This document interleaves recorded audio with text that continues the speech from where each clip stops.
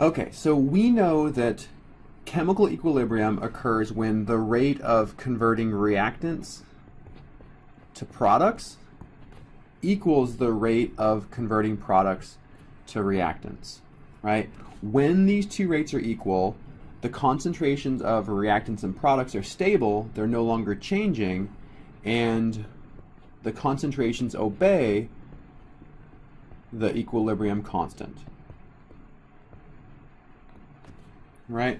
So in this video, what we're going to think about is how do you predict which direction a reaction will go? Will it make products or make reactants if you're not at equilibrium?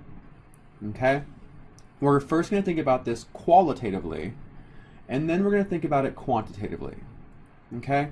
So let's think about a basic reaction, and we'll use the one that we saw in the previous video, where we have carbon monoxide gas and hydrogen gas reacting together to form methanol.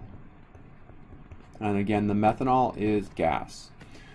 We saw in the previous video when the concentration of methanol is 0.2 molar, the concentration of carbon monoxide is 1.8 molar, and the concentration of hydrogen is 0.1 molar. We saw that this is at equilibrium, right? So under these conditions, these concentrations obey the equilibrium constant, which was 11.1 molar to the negative 2. Okay, so if we have these conditions and we add more hydrogen gas, right? So if we have this reaction at equilibrium and we add hydrogen gas, what's going to happen to the reaction? Let's think about this using a fairly simple analogy, okay? So we have a teeter-totter or a seesaw, right? And on the left side, we have a certain amount of reactants, and on the right side, we have a certain amount of products. And when we're at equilibrium, it's balanced, okay? So in this analogy, we are balanced when we have these concentrations. If we add more hydrogen, then we start putting more stuff onto the reactant side.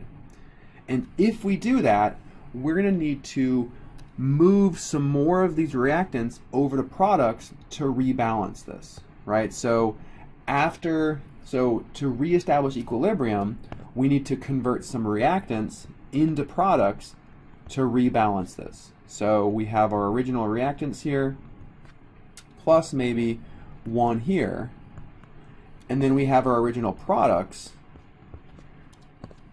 plus some of this extra that we added, right? So we shift the reaction to make more products because we were at equilibrium and we added reactants. Okay? This concept is known as LeChatelier's principle. LeChatelier's principle tells us that if an equilibrium is stressed, right? So if you have a system at equilibrium and it's stressed, so stressed equilibrium will respond to reestablish equilibrium conditions.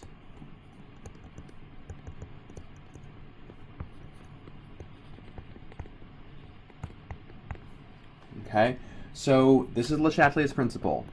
When a reaction is not at equilibrium, it's going to react so that it can get to be at equilibrium again. In the example we just went through, we had a reaction at equilibrium and we added more hydrogen. We now have too many reactants, so we're going to shift to make more products to reestablish our balance. Okay, so let's think about this quantitatively. Okay, so we have a concentration of carbon monoxide being 1.8 molar. The concentration of methanol is equal to 0.2 molar. And the concentration of hydrogen is equal to 0.5 molar.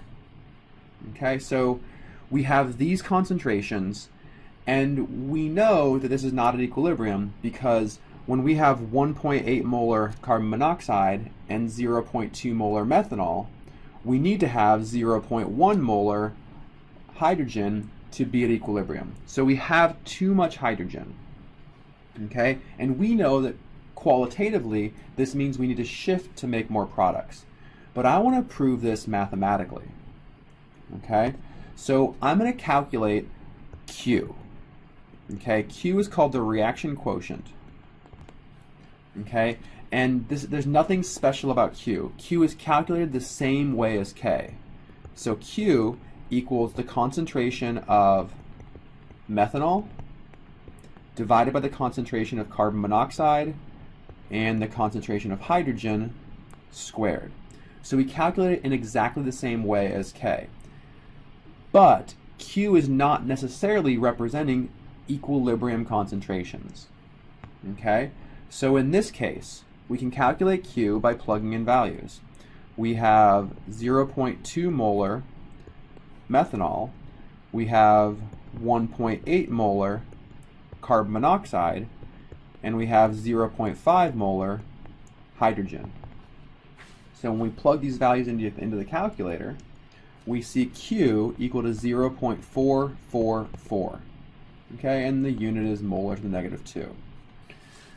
So what we want to do is compare Q to K. All right, so let's scroll back up here. We saw that K was equal to 11.1 molar to the -2. So let's compare Q to K. Q is equal to 0.444. K is equal to 11.1. So Q is not equal to K. In fact, Q is less than K. And if Q is less than K, this means we don't have enough products, right? If Q is less than K, then the numerator is too small. We need to have more products. So in this case, products are favored. Products will be made if Q is less than K.